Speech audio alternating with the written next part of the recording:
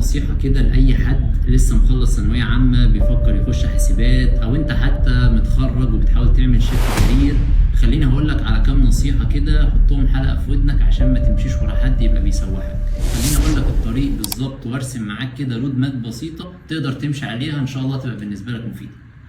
أي تخصص عايز تخشه في البرمجة لازم تبتدي بالأساسيات، لازم تبقى متأسس صح، متعلم اساسيات البرمجه باي لغه بشكل مناسب، متعلم او بي، متعلم داتا ستراكشر والجوريزمز، فاهم عن الداتابيز الكونسبت الاساسيه عشان تقرر تخش في اي مجال من مجالات التخصص.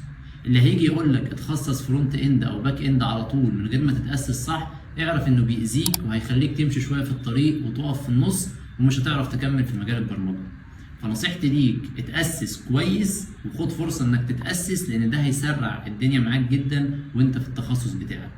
تاني نصيحة حابب انصحك بيها، البروبلم سولفينج اهميته من اهمية ان انت بتذاكر اي تخصص.